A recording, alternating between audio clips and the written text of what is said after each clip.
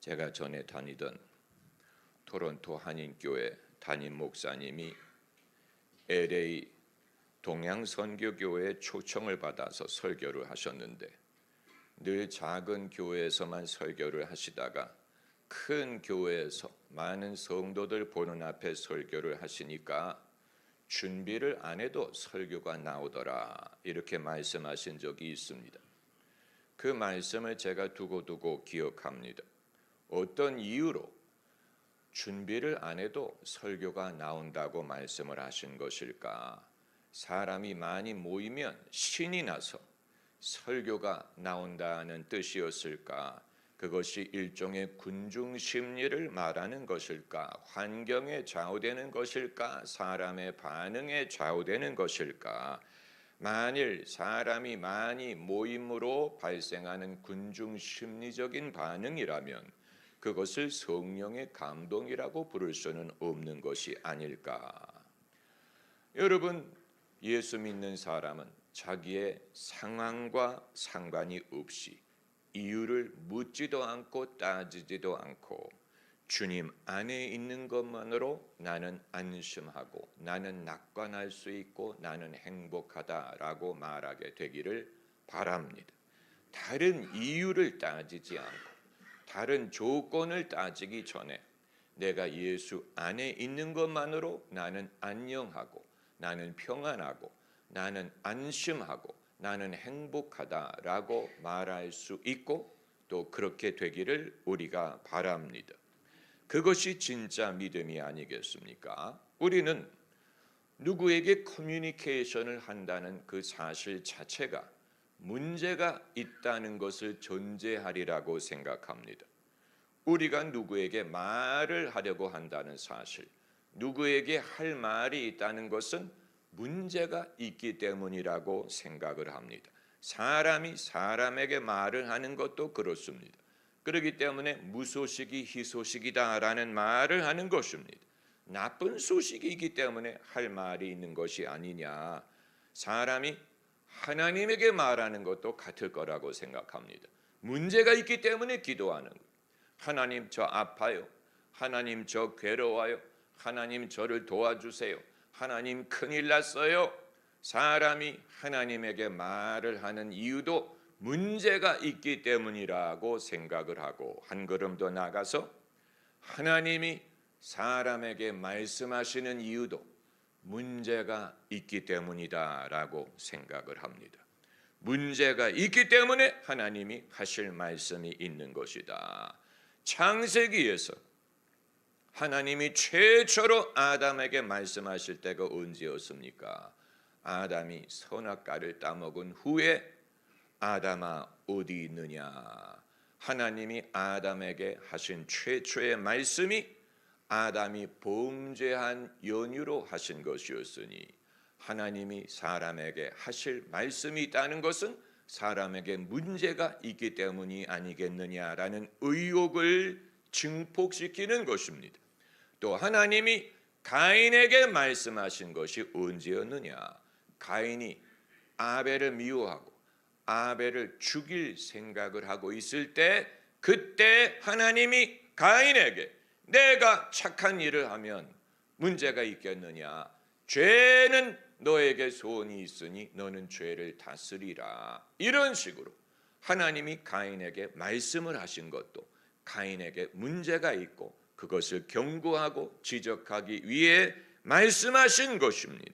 이처럼 설교자가 성도에게 하는 말도 마찬가지라고 생각을 합니다. 설교자가, 목사가 성도들에게 하는 말도 그 설교의 내용을 보면 문제가 있는 것을 전제하고 믿음이 옳지 못하다, 하나님 앞에 바르지 못하다, 그건 기독교인답지 않다, 이런 식으로 뭔가를 바로잡고 훈육하고 가르치려는 동기가 있기 때문에 성도들에게 말을 하려고 하지 않겠느냐. 그렇기 때문에 성도님들도 거기에 익숙해진 것입니다. 성도님들이 말씀을 들으실 때 공손하게 손을 모으고 고개를 숙이고 야단 맞는 식으로 그것이 익숙하기 때문에 하나님이 내게 하실 말씀은 나의 문제를 지적하고 나를 가르치고 훈육하기 위한 말씀이다. 이런 식으로 우리가 생각하는데 익숙한 것입니다. 여러분, 그것이 사실이라면 차라리 무소식이 희소식이 될 것입니다. 아무 할 말이 없는 것이 차라리 낫습니다. 사람끼리도, 부부끼리도, 사람끼리도 할 말이 없어야 문제가 없다는 뜻이 되는 것이기 때문에, 그리고 그 원리가 맞다면 사람이 하나님께 기도할 거리가 없는 것이 차라리 낫습니다. 기도할 거리가 없어야 사람에게 문제가 없다는 뜻이 되기 때문에, 그리고 그 원리를 적용하면 하나님이 사람에게 하실 말씀이 없어야 차라리 낫다는 말이 되는 것입니다. 하나님이 하실 말씀이 없다는 말은 우리에게 지적할 문제가 없다는 뜻이기 때문에 무소식이 희소식이에요.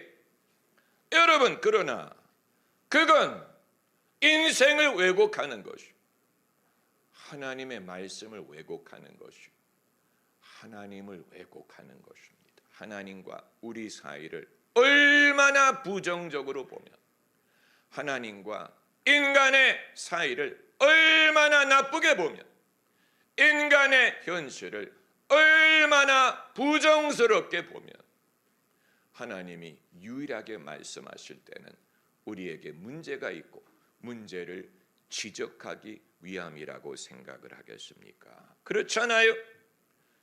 그 반대가 옳은 것입니다. 주 안에 있는 나에게 딴 근심 있으랴, 이게 정상. 우리가 주 안에 있으므로 주님이 우리에게 지적하실 말씀이 많은 게 아니고, 주 안에 있는 나에게 근심할 거리가 없이 모든 것이 평안합니다. 할렐루야. 우리가 인사할 때 안녕하십니까? 안녕하십니까? 사실 인간이 안녕한 경우가 많지 않은데, 유일하게 안녕할 수 있는 길은 주 안에 있음으로 말미암습니다. 주 안에 있는 나에게 딴 근심 있으랴, 염려할 것이 없다, 근심할 것이 없다, 두려워하지 말라. 할렐루야. 세상에서는 환난이 있으나 담대하라, 내가 세상을 이겼노라. 여러분, 주 안에 있는 것은 노아의 방주 안에 있는 것과 같습니다. 그 바깥의 형편을 나도 알고 하나님도 아십니다. 그렇기 때문에 방주를 준비하라고 명하신 것입니다. 우리가 방주 안에 있을 때 하나님이 바깥의 형편을 모르시는 것이 아닙니다. 우리가 주님에게 바깥의 형편을 알려드려야 하는 것이 아닙니다. 하나님, 바깥에 비 와요. 하나님, 바깥에 난리 났어요. 하나님, 큰일 났어요. 하나님이 모르시는 것처럼 그 바깥의 형편을 하나님께 알려드려야 하는 게 아니, 하나님이 그걸 아시기 때문에 방주를 준비하라고 하신 것이고 방주 안에 거하라고 하신 것이기 때문에 바깥에 대해서 염려하기보다는 주 안에 있는 것입니다. 내가 방주 안에 있으니 딴 근심할 것이 있으랴. 내가 방주 안에 있으니 근심할 것이 없도다. 방주 안에서 내가 평강을 누리리로다. 할렐루야. 여러분, 이것이 믿음입니다. 이것이 믿음이에요. 우리가 하나님의 나라를 누린다는 말은, 하나님의 나라를 누린다는 말은 이것을 만끽한다는 뜻입니다. 로마서 말씀에 하나님 나라는 먹고 마시는 데 있지 않고 오직 성령 안에서 의와 평강과 희락이니라. 이 말은 하나님의 나라를 누리기 위해 의와 평강과 희락을 누려라, 이 말씀이 아니고, 우리가 성령 안에서 그것을 누리고 있을 때 우리는 이미 하나님의 나라를 맛보고 있는 것이다 라는 뜻입니다. 하나님의 나라를 어디 먼데 높은데 어려운 데서 찾으려고 하지 말고 내가 지금 이 순간에 나의 현실 속에서 내가 성령 안에서 의와 평강과 희락을 맛볼 수 있다면 거기에 하나님의 나라가 이미 있다는 말을 하는 것입니다. 하나님의 나라의 증거를 거기에서 볼 수 있다는 말을 하는 것입니다. 이미 천국을 누리고 있다는 말을 하는 것입니다. 거기에 하나님이 계시다는 증거를 우리가 찾을 수 있다는 뜻입니다. 그렇기 때문에 그것을 붙들라는 뜻입니다. 그것을 만끽하라. 그것을 누리는 법을 배워라. 그 순간을 캐치해라. 그 안에 머무는 법을 배워라. 그것을 극대화해라. 그것으로 인해서 감사해라. 다른 것을 염려하지 말고 내일 일을 염려하지 말고 일어나지 않은 일에 대해서 미리 염려하지 말고 우리가 성령 안에서 의와 평강과 희락을 누릴 수 있다면 거기에 이미 하나님의 나라가 있는 것이니 그것을 붙들고 그것을 만끽하고 그것을 즐거워하고 그것을 극대화하고 거기에 만족하고 그것으로 감사하고 하나님의 은혜를 누리는 법을 배워라. 여러분, 이것은 믿음의 훈련이 아니면 어렵습니다.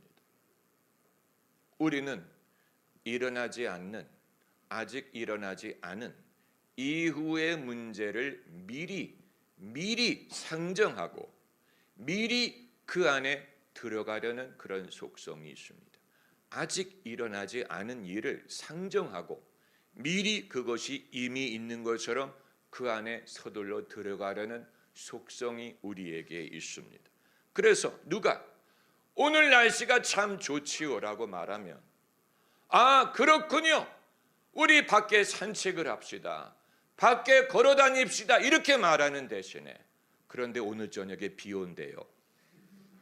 이상한 것입니다. 비는 아직 안 오는데 비 오는 것을 미리 상정해서 지금 날씨가 좋은 것을 날씨가 좋은 것으로 인정하고 기뻐하는 대신에 아직 오지 않는 비를 내다보고 우울하기를 선택하는 것과 같은 것입니다. 그건 마치 뭐와 같으냐면 아침이 왔어요 라고 말할 때 아니에요 이따 저녁이 올 거예요 라고 말하는 거예요. 이상한 거지. 이따 저녁이 오면 그때 할 것이지만 이 섭리, 이 속성이 죄인의 습관에서 비롯되는 것입니다. 하나님을 떠난 사람은 빛에 익숙하지 않고 어둠에 익숙하고 평강에 익숙하지 않고 염려의 습관이 들어 있습니다. 빛에 익숙한 것이 아니고 어둠을 두려워합니다. 우리가 빛의 자녀로 부름을 받았기 때문에 믿음의 훈련, 하나님과 동행하는 훈련, 이 모든 것은 생각의 변화를 수반하고 이전에 익숙해졌던 우리의 생각을 마치 휘었던 대나무를 바로잡는 것처럼 우리의 휘어진 정서와 생각과 염려와 불신의 습관을 믿음 쪽으로 하나님 쪽으로 하나님 나라의 쪽으로 진실 쪽으로 바로 잡는 것을 말하는 것입니다.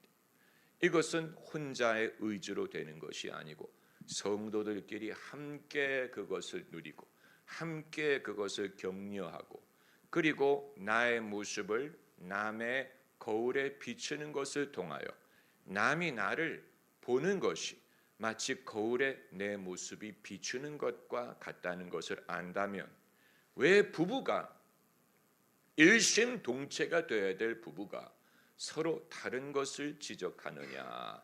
서로 다른 것을 지적하는 게 아니고 서로 다른 게 아니고 내 배우자가 거울의 역할을 해서 그 이외 사람은 어느 누구도 거울이 될 엄두를 내지 못하는데 같이 사는 가족이 거울의 역할을 하므로 유일하게 가족을 만날 때 내 모습이 비쳐 보이는 것입니다. 유일하게 가족들을 만날 때 가까운 사람을 만날 때 유일하게 그들이 거울의 역할을 하기 때문에 다른 데서는 볼 수 없는 나의 모습을 가족의 거울을 통해 엿보고 돕는 배필이라는 것이 돕는 배필이란 말이 원어로 보면 반대자라는 뜻을 갖고 있다고 합니다. 돕는 반대자라는 뜻인데 어떻게 반대가 돕는 것입니까? 그러나 반대가 오히려 돕는 역할을 하는 것입니다. 반대하기 때문에 돕는 거예요. 내 정서와 내 인식과 내 사상과 다른 사람을 통해 오히려 내가 도움을 얻을 수 있는 것입니다. 왜냐하면 둘 다 똑같으면 아나니아와 삽비라가 됩니다. 아나니아와 삽비라가 너무 생각이 일치해서 죄를 지을 때 일심으로 죄를 짓고 성령을 속일 때 일심으로 성령을 속였어. 둘 다 멸망했죠.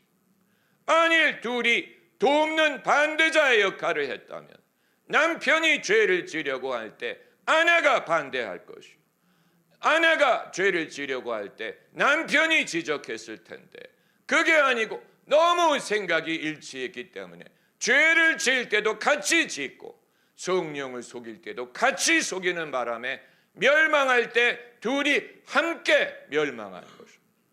그건 돕는 배필이 아니지. 돕는 배필, 우리가 서로 돕는 반대자의 역할이라는 것이 즐겁지 않을 수 있지만 즐겁지 않아요. 예수님이 제자들의 불신을 지적하시는 것이 즐겁지 않죠. 그렇잖아요. 바울이 베드로의 위선을 지적하는 것이 즐겁지 않아요. 그러나 그것이 필수적이었어요. 베드로가 믿음을 지키기 위해서, 제자들이 믿음을 배우기 위해서, 하나님의 뜻을 깨닫기 위해서 필수적인 것이었기 때문에 만일 모든 사람이 예, 아멘, 예, 오라요, 위대하신 우리 왕, 위대하신 우리 남편, 높으신 우리, 이런 식으로만 하게 되면 여러분 사람은 자기가 옳은 줄로만 생각을 할 것인데 할렐루야. 여러분 그렇기 때문에 하나님의 나라를 지금 맛볼 수 있어. 그리고 맛보게 하실 때 우리가 그 안에 거하기를 바라는 것입니다. 오늘 본문 말씀은 유일하게 100% 긍정의 말, 100% 긍정의 말, 100% 낙관의 말, 여기에는 거품이 없어. 여기에는 과장이 없습니다. 이것이 유일한 진실이에요. 100% 진실의 말, 거품이 없는 말, 염려의 말이 부재한 말씀. 오늘 이 성경 구절 베드로가 한 말이 아닙니까? 찬송하리로다. 우리 주 예수 그리스도 아버지 하나님이 그 많으신 긍휼대로 예수 그리스도의 죽은 자 가운데서 부활하심으로 말미암아 우리를 거듭나게 하사 산 소망이 있게 하시며 이 이유로 찬송하리로다라고 말한 것입니다. 다른 이유를 댄 것이 아니에요. 먹을 양식이 많고 포도주가 풍성하고 뭐가 많고 뭐가 여유롭고 이런 이유를 대지 않고 베드로가 유일하게 찬송하리로다라고 말한 것은 우리 주 예수 그리스도의 하나님 아버지가 예수님의 부활하심으로 말미암아 우리를 구원하사 산 소망이 있게 하셨다. 이걸 기뻐할 이유로 된 것입니다. 아마 제가 이런 이유를 여러분에게 대면 싱거워하시고 뭐 그거 가지고 당연한 거 아니에요? 다른 얘기 없어요? 다른 할 말 없어요? 목사님 다른 이유를 좀 대보세요. 내가 기뻐할 다른 이유를 좀 대보세요. 이렇게 답하는 분들도 있을 것입니다. 왜냐하면 이건 너무 당연한 얘기이기 때문에. 당연한 거 아니에요. 그러나 여러분 이건 당연하지 않습니다. 산 소망이 있게 하셨다. 우리가 살아 있어야 산 소망이 뭔지를 맛볼 수 있을 것입니다. 산 소망, living hope.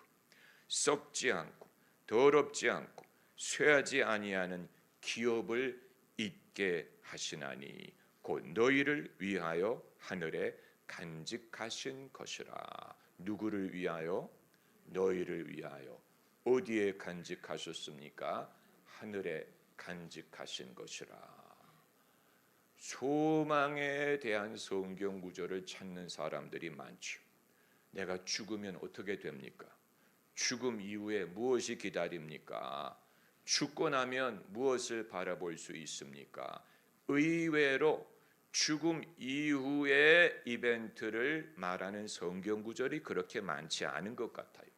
죽으면 어디 간다느니, 뭐를 한다느니, 이런 성경 구절을 찾기가 어려운 것 같은데, 이런 성경, 오늘 본문의 말씀이 그것을 말하는 것입니다. 하늘에 간직했다. 너희를 위하여 하늘에 간직했다. 이거야말로 산 소망이 아니면 무엇이겠습니까? 할렐루야. 이게 우리가 바라볼 수 있는 거예요.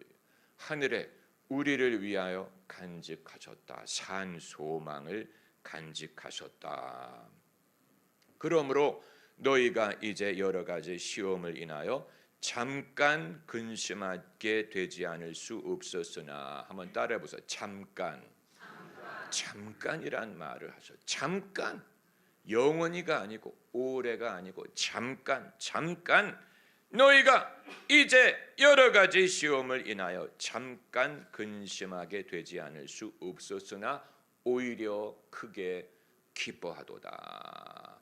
여러분, 이것이 믿음의 사람의 모습인 것입니다. 할렐루야. 오히려 기뻐한다. 할렐루야. 한번 따라, 오히려 크게 기뻐하도다. 오히려 기뻐하도다. 여러분, 이게 주님이 우리에게 주신 약속의 말씀이에요. 오히려 크게 기뻐하도다. 기쁨이란 말이 나오지 않습니까? 기쁨이란 말이 오늘 본문에 여러 번 나옵니다. 8절에도 나오고 6절에도 나오고 기쁨이란 말이 등장합니다. 그런데 우리가 기대하지 않는 상황에서 기뻐한다고 말했어요. 잠깐 고난을 당할 때 오히려 크게 기뻐한다. 여러분, 이것은 반어법이 아니고 과장하는 것도 아니고 거품도 아니고 근거 없이 사람 듣기 좋으라고 하는 말도 아니에요. 이게 진리예요. 이것이 진리입니다. 성경이 그것을 일관적으로 말하고 있습니다. 너희가 여러 가지 시험을 당할 때 온전히 기쁘게 여기라. 이런 성경 구절.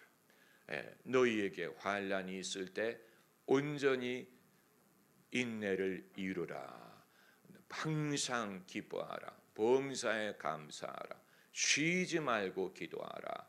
한 곳에만 말한다면 치우치는 거라고 생각할 수 있겠지만, 저자가 누구든, 바울이 말하든 베드로가 말하든 예수님이 말씀하시든 요한이 말하든 줄기차게 일관적으로 모든 성경의 저자들이 일관적으로 하는 말이, 너희가 여러 가지 일을 당할 때, 이런저런 일을 당할 때 잠깐 당하는 것이니, 잠깐 시련을 당하는 것이니 오히려 크게 기뻐하라. 크게 기뻐하라. 할렐루야. 할렐루야. 할렐루야. 사랑하시는도다. 믿고 말할 수 없는 영광스러운 즐거움으로 기뻐한다. 영혼의 구원을 받음이라. 이 구원은 천사들도 살펴보기를 원하는 것이니라. 신기한 말씀. 천사도 흠모하겠네라는 말이 여기서 나온 것입니다. 천사들도 이 구원을 살펴보기를 원한다. 천사들에게 주님이 구원을 베푸신 게 아니기 때문에, 인간에게 구원을 베푸셨기 때문에 천사들이 우리보다도 하나님과 가깝고, 천사들이 우리보다도 능력이 많지만 천사가 이 부분에 있어서는 신기해하고 흠모하고 이것을 살펴보기를 원한다. 우리에게 이 구원을 베푸셨습니다. 여러분, 이것은 100% 긍정의 말씀, 우리가 유일하게 낙관할 수 있는 이유요, 우리의 삶이 평안하다는 것을 고백할 수 있는 이유가 되는 것입니다. 할렐루야, 할렐루야, 할렐루야, 할렐루야.